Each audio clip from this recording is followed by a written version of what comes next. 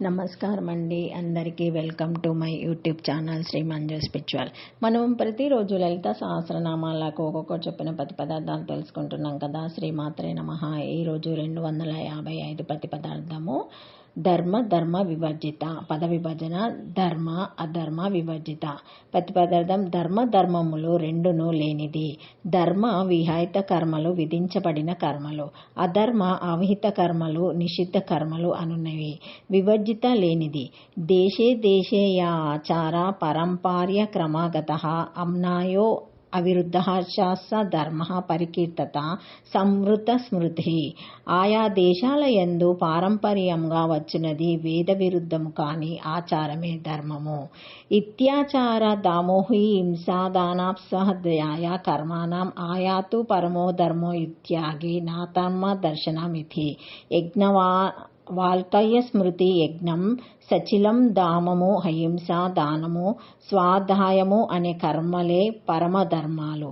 వీటి వల్ల ఆత్మదర్శనం కలుగుతుంది. ఇక్కడ ధర్మం అనేది కేవలం మానవులకే, దేవతలకు ధర్మం లేదు. ఎందుకంటే వారు అశరీరులు, కర్మ చేయలేరు.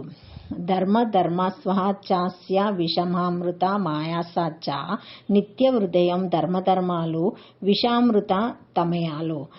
నా నిరాదో నా చాత్పోతి నా బంధో నా చ సాధక నా మూషాంకుషు నహవాయ ముక్తి ఇత్యాశ పరమాత్తే.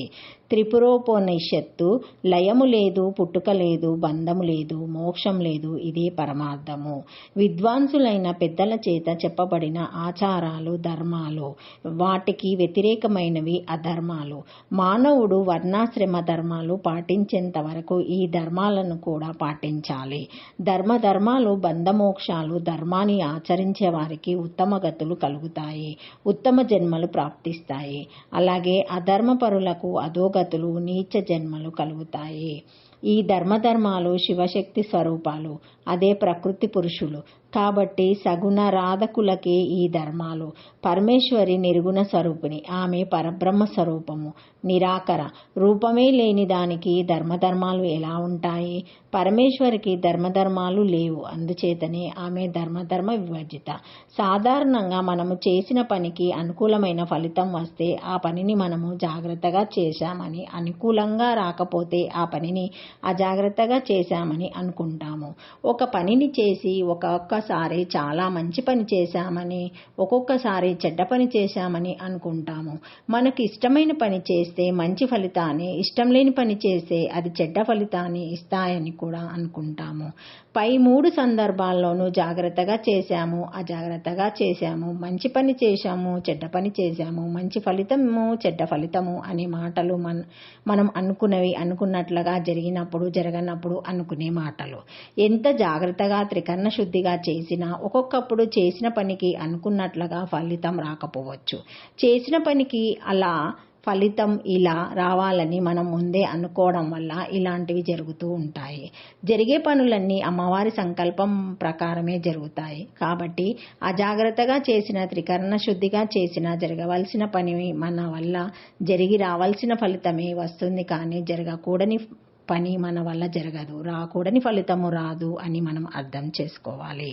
ఈ మంచి చెడ్డలు, ధర్మాలు అధర్మాలు, అనుకూల ప్రతికూలాలు, కలిసి రావడం కలిసి రాకపోవడం, ఇవన్నీ మన దృక్పథాన్ని బట్టి, మన వంచితాలను బట్టి, మనం కట్టుదిట్టం చేసిన చట్టాలను బట్టి ఉంటాయి. కానీ అసలు విశ్వంలో ఏది జరగాలో, ఎలా జరగాలో, ఏ ఫలితం రావాలో అన్న వాటిని అనుసరించి ఉండవు. విశ్వంలో జరగవలసినవి ఎలా జరగాలో, ఎలాంటి ఫలితం రావాలో అనేవి అమ్మవారి సంకల్పాన్ని బట్టి ఉంటాయి. అందుకని మన ఈ ధర్మ నిర్ణయాలు ఆమె వద్ద పనికిరావు, పని చేయవు.